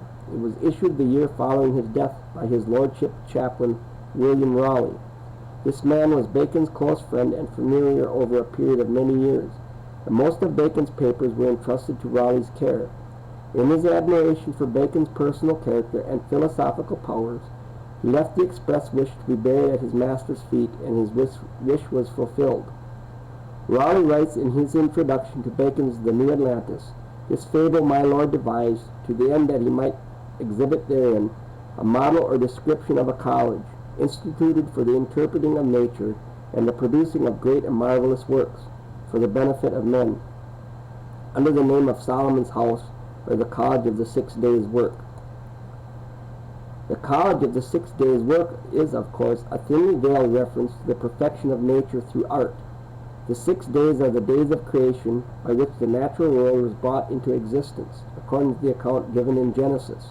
As God created the universe in 6 symbolic days, so man by art, that is philosophically, must create the condition of his own perfection by means of 6 philosophical steps. The college is the secret school, the wise men's house, wherein are taught all arts and sciences, and not according to its materialistic interpretation, but according to a divine understanding of causes. Raleigh stated that it has been his lordship's intention to complete the fable of the New Atlantis with a second part, to contain the laws of the ideal state or commonwealth of the wise, since it was Bacon's custom to prepare numerous drafts of his writings in the process of perfecting them. It is probable that the second part existed at least in outline, but Raleigh would not have felt it proper to publish the part which his lordship had not perfected in literary form. It is well known among the secret societies of Europe that the second part of the New Atlantis exists. Excuse me. It includes a description of a great room in Solomon's house, wherein are displayed the crests and the coats of arms of the governors of the philosophic empire. It may be for this reason that the writings were suppressed, for these crests and arms belong to real persons who might have been subject to persecution, as Sir Walter Raleigh was, if their association with the secret order had been openly announced. The fable of the New Atlantis begins with a ship sailing from Peru for China and Japan being driven from its course by contrary winds. Those aboard after many months faced death by starvation and disease. They prayed to God for help, and their prayer was answered. The ship came at last to the fair harbor of a great city in an unknown land. Here the mariners were hospitably received, and after certain formalities were permitted to land, and the wonders of the city were revealed to them. This title page of Bacon's masterpiece, Novum Organum, features a small sailing ship between two columns. Excuse me again, ladies and gentlemen. These columns are the Pillars of Hercules, the Strait of Gibraltar, which mark the western boundary of the sea. The little ship is science, sailing forth from the limits and boundaries of the old world into the unknown sea of universal learning. Is not this the same ship that finally came to haven in the wise man's city? The New Atlantis describes the magnificence of the college of the 6 days' work. Here the wise dwelt together in a gentle commonwealth of learning. One of these wise men makes the following statement in a prayer. Lord God of heaven and earth, thou hast vouchsafed of thy grace to those of our order, to know thy works of creation and the secrets of them, and to discern, as far apparenteth to the generations of men, between divine miracles, works of nature, works of art, and impostures and illusions of all sorts. It is difficult to understand how this reference, excuse me, ladies and gentlemen, I went too far. You have to go back down, and I'm sorry about that. It is difficult to understand how this reference to a secret order has passed unnoticed for so long, for it is scarcely less than a proclamation of the Society of Unknown Philosophers. Excuse me again. The name of the land in which stood the wise man's city was Bensalem. This means the son of peace. Bensalem maintained a trade with all parts of the world, but not for gold, silver, jewels, silk, spices, nor any other material commodity. Its merchandise was the light of truth. Among the nations traded with was Atlantis, which was declared to be the same as America. The College of Solomon's House had ambassadors, agents, and representatives among all the nations of the world, so that all discoveries in the arts and sciences might be known to it. In great libraries all useful records were stored up for the service of future ages. The book closes with a long lecture delivered by one of the fathers of Solomon's House. This great dignitary summarized the work of the Brotherhood in the following magnificent statement, one which might well be inscribed over the doors of learning and in the hearts of all scholars, scientists, and philosophers. The end of our foundation is the knowledge of causes and secret motions of things, and the enlarging of the bounds of human empire to the effecting of all things possible. The follower of the wise men then described the laboratories, observatories, mines, and hospitals, and the various engines and inventions by which the elements could be controlled and the secrets of nature discovered. There were gardens for the study of plants, and parks filled with birds and animals, so that men could investigate their habits. Even reptiles, insects, and fishes were considered and their uses classified. Medicines of all kinds were distilled and compounded, and mechanical arts were perfected according to the laws of nature. There were houses where the senses of man were studied with the aid of perfumes, flavors, sounds, music, and extraordinary acoustical devices. And there were houses where only deceits were on record, so that the methods by which men can be deceived could be made known and studied. In the philosophical city, all men were employed according to their tastes and ability, and each contributed in his own way to the sum of useful knowledge. There were museums where rare and excellent inventions were preserved, and galleries containing the statues of great men who had contributed to the improvement of the human race. Among the statues was one to Christopher Columbus, and another to the man who had invented bread. The narration ends abruptly with the word of the editor, "The rest was not perfected." Missing is that part which was to describe the laws of a philosophical commonwealth. It is safe to assume that these laws, like the whole pattern of the story, were the same set forth by Plato for the government of the wise. Everything indicates that it was Bacon's dream that the College of the 6 Days would be erected in America, an area peculiarly set aside by nature for the perfection of philosophy and the sciences. Part of this dream has been realized. In this land are the greatest laboratories, observatories, and institutions of research the world has ever known. We are exploring into the mysteries of the atoms and the electrons, and have brought the heavenly fire, electricity, to be the servant of our purposes. All that remains is to crown science with philosophy. As we perfect the inner part of learning, the philosophic empire will arise in human society. In the jungles of the Yucatan, Guatemala, and Honduras are the ruined cities of a lost civilization which flourished on the North American continent 1,000 years before the voyage of Columbus. Stuart Chase has made this observation that in the 5 centuries immediately following the beginning of the Christian era, the civilization of the Mayas was the most advanced existing on the earth. There is little known of the Mayas, their origin, history, religion, or culture, because of the wholesale destruction of Mayan writings and historical records in the early years of the Spanish conquest. Massive ruins of their buildings remain, and great stone tablets, but these are in the language as yet undeciphered. From the physical evidence and the material remains, we know that the empire of the Mayas extended over a very large area. Included were at least 100 cities, connected by an intricate pattern of broad paved highways.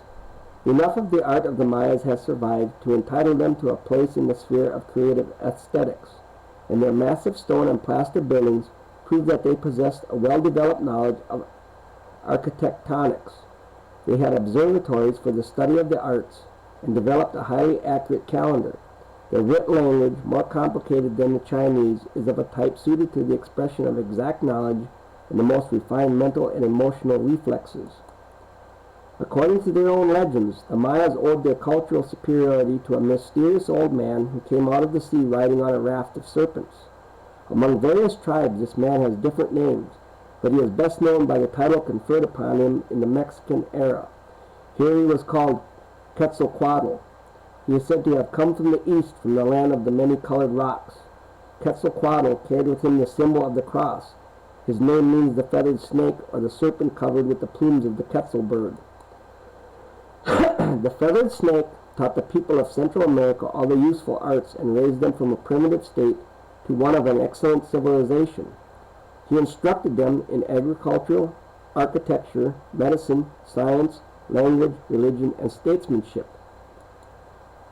Having accompanied the civilization of the Indian tribes, he ruled over them for a time as a benevolent priest-king.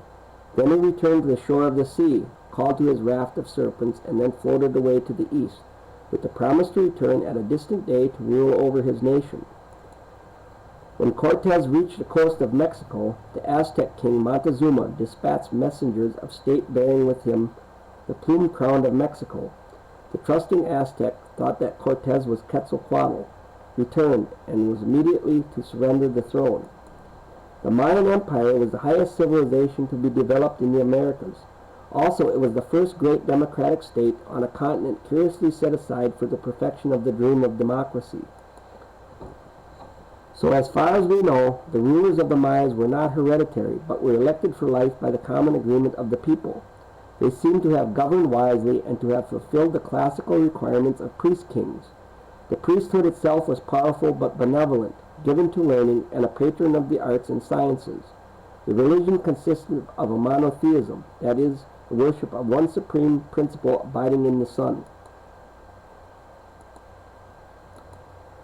Next to deity, peculiar veneration was given to the feathered snake, who was regarded as a kind of messiah, who suffered, died, and rose again. The legend of Quetzalcoatl was thus in parallel with the myth of the dying god, very much as in Egypt, Chaldea, Greece, and as expressed by the early Christian church. The Mayas were not warlike people, and there is no support for popular belief that they were by nature cruel or barbaric. On the altars of their gods they offered only flowers and fruit, and it was not until the decline of the empire and its domination by less advanced tribes that human sacrifice was practiced, and then only on the rarest occasions. It is believed that the Mayas hold the world record for continued peace. They flourished as a great powerful nation for 500 years without war with other tribes or internal strife. The high civilization attained by the Mayas was due primarily to the laws given them by Quetzalcoatl. So long as they obeyed these laws, they continued to prosper. Unfortunately, we have no complete record of their legal codes, but we do know a few of the outstanding principles which lay at the foot of their state. The Mayan nation was a collective commonwealth, living under an advanced form of socialized order. They possessed all goods in common and shared equally in the benefits of their production. They possessed no money or monetary symbol of any kind, and it has been suggested that this lack of currency was in part responsible for their 500 years of peace.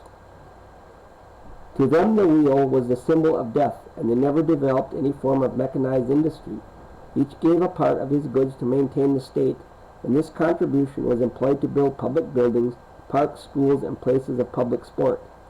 There seems to have been no poverty, and little if any crime. No buildings have been found which suggest prisons or other places of confinement.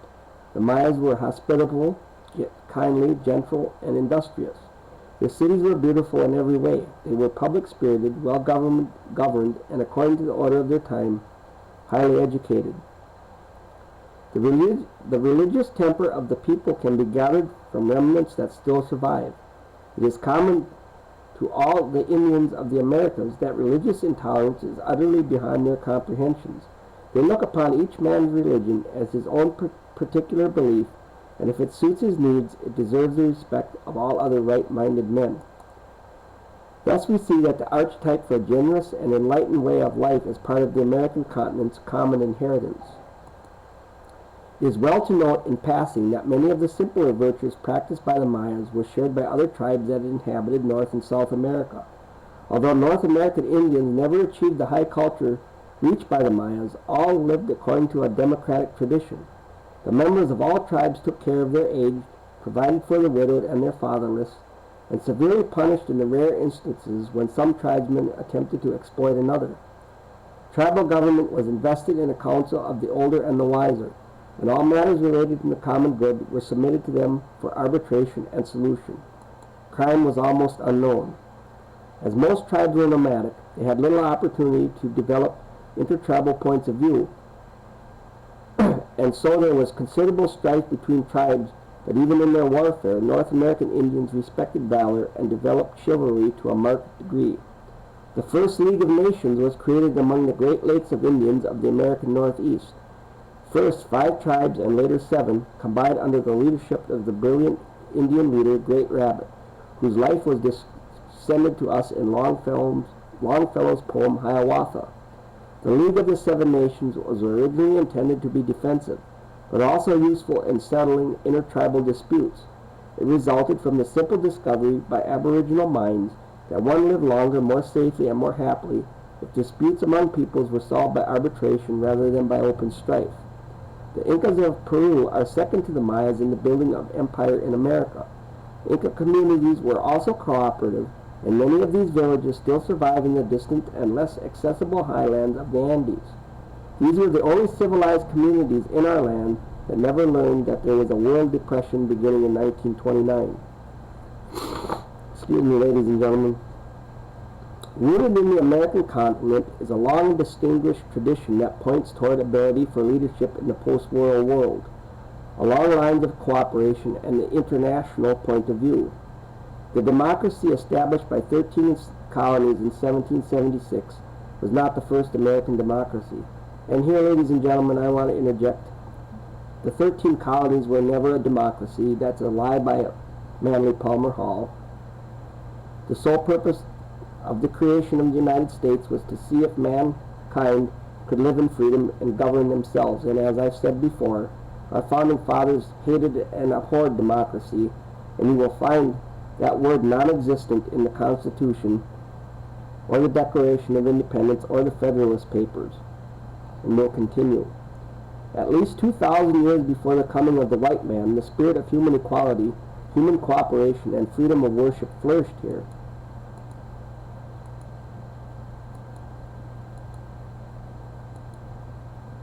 Colonization of the Western Hemisphere was largely motivated in the desire to pillage the fabulous treasures of the New World. The explorers, led by legends of hoards of gold and silver and palaces encrusted with jewels, formed expeditions often financed from their own purposes but sometimes subsidized by the state. The Spanish were the most successful in their quest for riches. The majority of the other adventurers profited little and suffered much, and it soon became apparent that only by sober colonization was any sizable reward to be gained in the New World.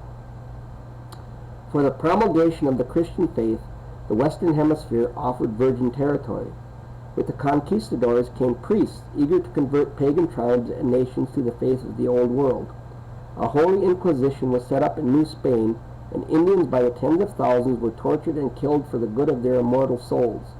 It was due to the zeal of the priests that the libraries of the Mayans were burned and their historical records destroyed. To this day there stands in Merida, on the peninsula of the Yucatan, the house of the conquistador Montejo. Over the door of this house are the heraldic arms of the Spanish adventurer. The shield and crest are upheld by Spanish soldiers standing on the heads of tortured and enslaved Mayan Indians. Reasonably accurate accounts of the natural advantages and resources of the Americas were in time brought back by the explorers and adventurers who had opened the new territories of the West, and only then did the European nations give serious consideration to actual development of the newly acquired colonial empires. The French, the Dutch, and the English entered upon the programs of establishing permanent settlements along the Atlantic seaboard. The English program was under the direction of Sir Francis Bacon. The history books tell us that the colonists led a long and dangerous journey in small ships in order to find a place where they could worship God, each according to the dictates of his own conscience.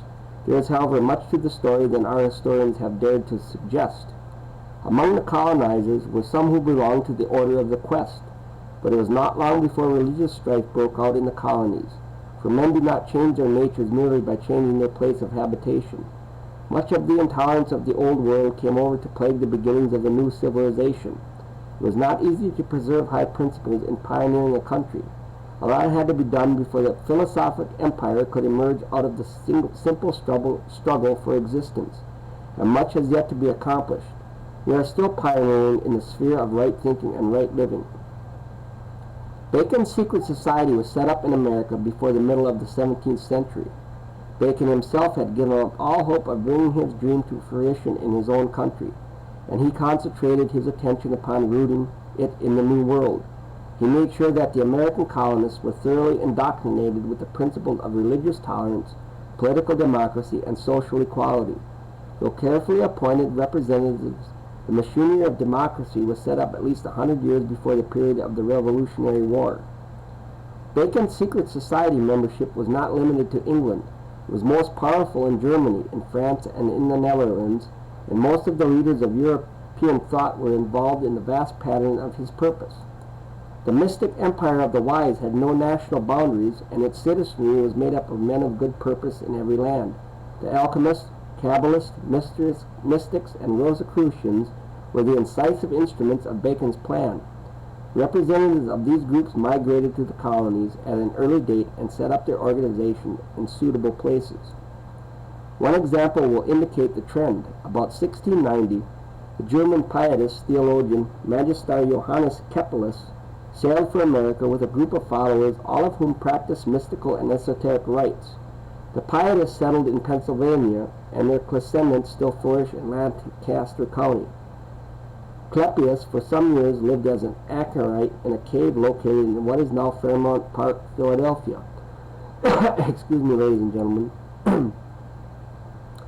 The pietists brought with them the writings of the German mystic Jacob Boehme, books on magic, astrology, alchemy, and the Kabbalah. They had curious manuscripts illuminated with strange designs, and their principal text was called an ABC book for young students studying in the College of the Holy Ghost.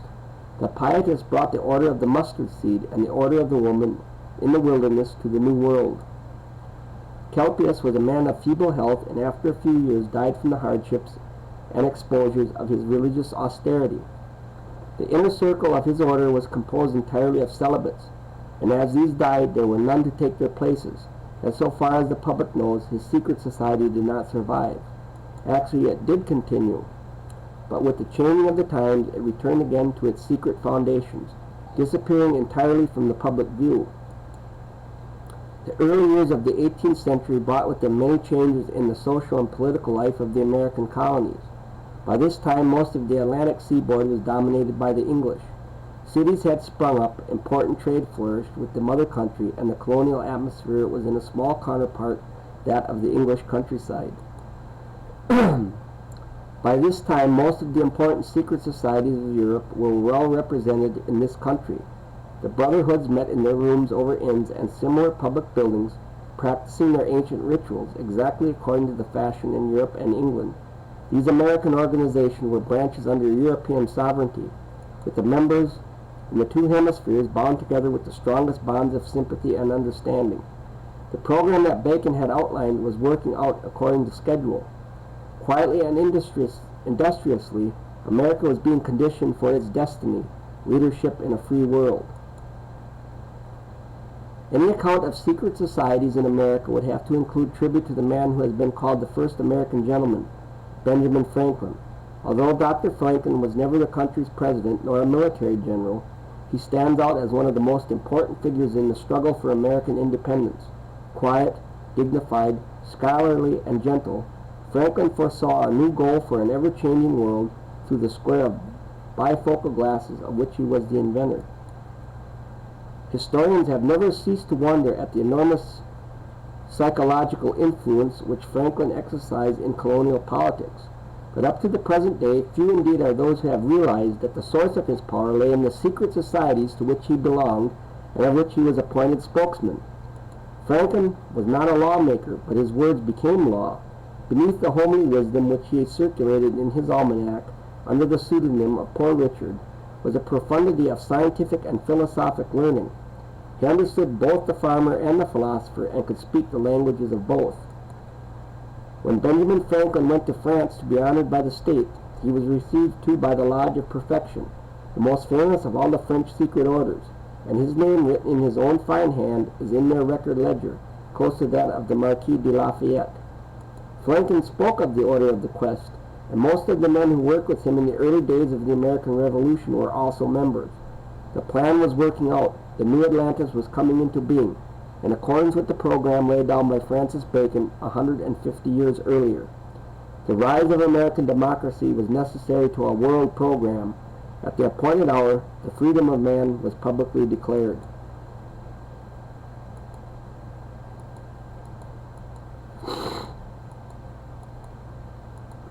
In the Congressional Library at Washington, D.C. is a curious little book entitled Vindication of the True Art of Self-Defense. It is a work of fencing and dueling published in 1724 by Sir William Hope Bart, a deputy governor of Edinburgh Castle. In this copy, and facing the title page, an engraving has been inserted of the badge of the Royal Society of Swordsmen. Underneath it is written, Private Library of Sir William Hope. The Library of Congress has had this book since 1879. The text of this curious little book is of no special interest, but on the blank fly-leaves is written in the hand of Sir William Hope an extraordinary prediction concerning the destiny of the United States of America. It was written, signed, and dated 44 years before the beginning of the Revolutionary War. At the time, the 13 American colonies seemingly had no dream of independence. George Washington had just been born in Virginia. 20 of the 56 men who were to sign the Declaration of Independence were then small boys, and 18 others were yet unborn. Little information is available concerning Sir William Hope, but from the text of his prediction it appears that he was devoted to the study of astrology, and based his strange prophetic poem upon interpretation of the starry influences. There is also a hint of the Kabbalah in the manner used by Hope to indicate the men referred to in his prediction. The prophecy of Sir William Hope begins with these lines. "'Tis Chaldee says his fate is great, whose stars do not to bear him fortunate.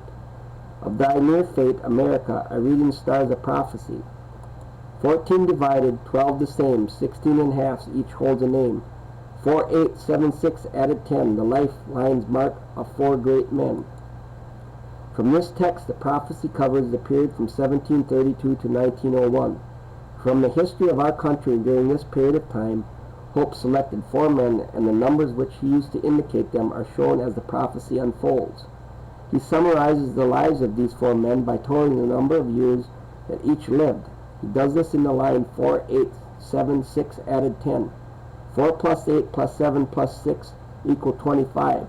The added 10 is a cipher making a total of 250. At the time of his death, George Washington was 68, Abraham Lincoln 56, Benjamin Harrison 68, and William McKinley 58.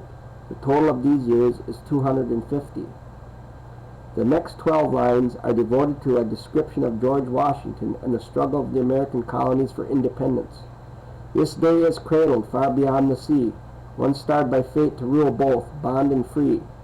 This prophecy is dated 1732, and in that year George Washington was born beyond the sea in Virginia.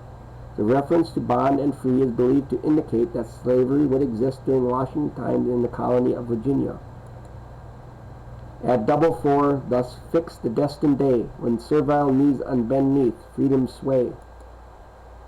By 4:44 we can read 44, which if added to the date 1732 gives 1776, the year of the American Declaration of Independence. Place 6-4-10, then read the patriot's name, whose deed shall link him to a deathless fame. At 4:44, thus fix the destined day. There are 6 letters in the name George and 10 in Washington, and this Kabbalah, when added to the previous and subsequent descriptions, can leave no doubt as to the man intended in the prophecy, whose growing love and ceaseless trust wrong none, and catch truth's colors from its glowing sun. Death's door shall clang, while yet his century waits, his planets point the way to others' pending fates. These lines contain not only a glowing tribute, but an exact bit of prophecy. Washington died on December 14, 1799, just 17 days before his century passed into history.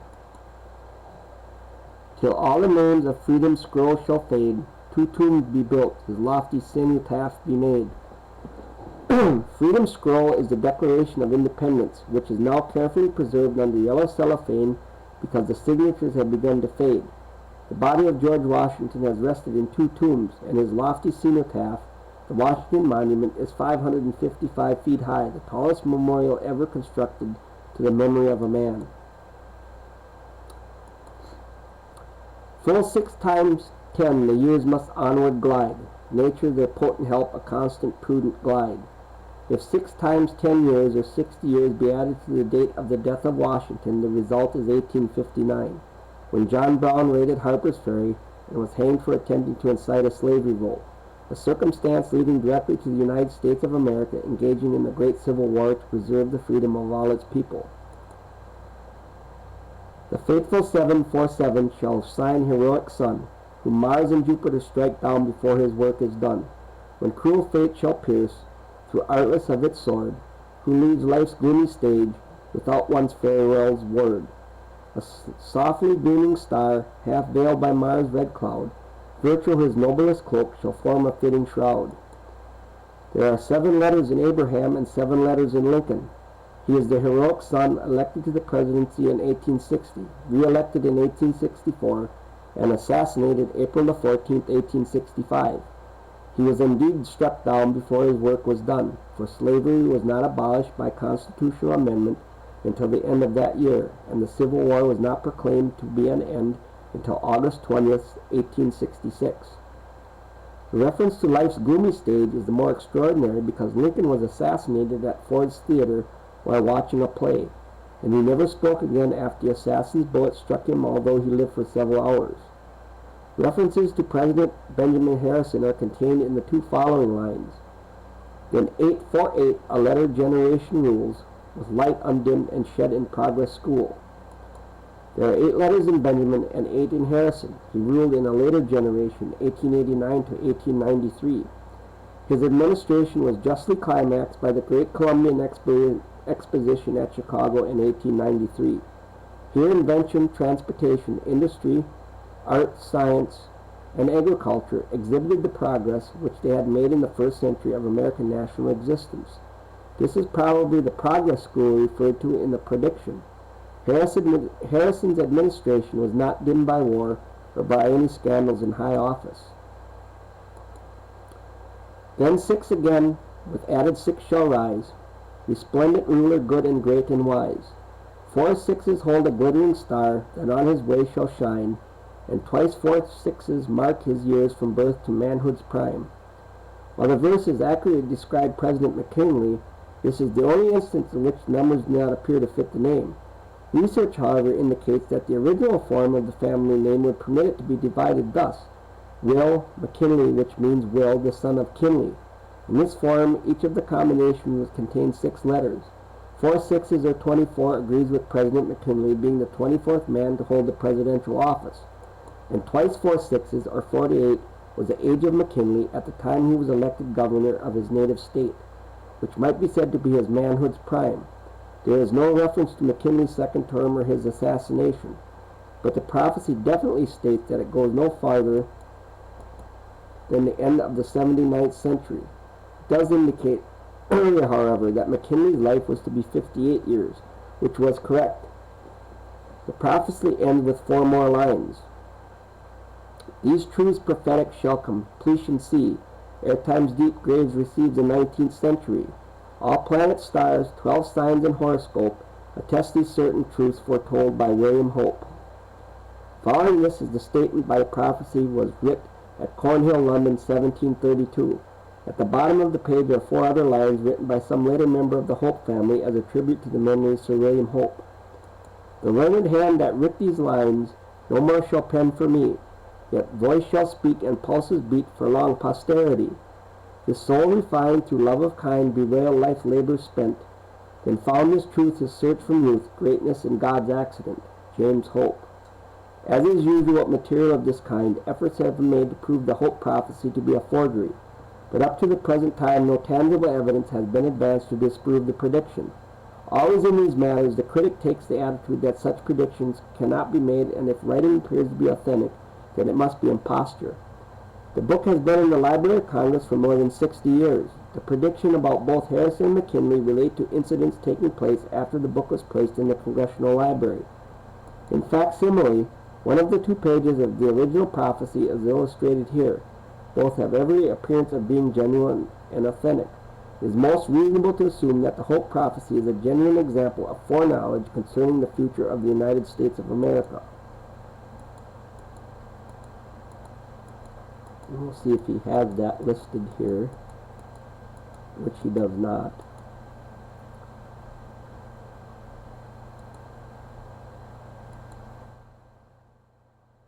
And ladies and gentlemen, I'm going to conclude tonight's discussion of this very revealing work. We've gotten through 38 of the 53 pages, but I believe that I've covered all the important aspects. America does have a destiny, ladies and gentlemen, and that destiny is the creation of a world government. That is why the leaders from the old world came to the new world to create the new world order. They gave the American people a chance, and mankind a chance, to see if we could live in peace and in freedom, and to govern our own selves and be kings and queens in our own right. And our founding fathers, as I've stated before, knew human nature better than any man or woman that will ever live. And they understood that we would give up our freedom and our peace for some perceived security. And that is why today you see the drive to disarm the American people. And President Obama is all too familiar with the history of the world. He's familiar with the real history of the world, ladies and gentlemen, or he wouldn't be in the position he's in if he wasn't. This broadcast will continue to bring the truth and the real history of the world to the people of America and the people of this planet. We are running out of time before they achieve their goal, their dream of the ages-old philosophical empire known as Atlantis. And I will reiterate to you again, the names of the space shuttles are named that way for a very important reason. Columbia, in a great enterprise, will endeavor to make the discovery of Atlantis. And that discovery is the rediscovery of the ages-old philosophical empire that they will build upon the ashes of the United States of America. And the Challenger, ladies and gentlemen, was symbolically destroyed so long ago in 1987, and it symbolized the American people and those around the world that will resist the New World Order. And that is a fact, ladies and gentlemen. They do things for a reason. They do things right in front of your face, and you need to start making a serious study of the history of the world. And that shall conclude tonight's broadcast. Good night, and we shall see you again.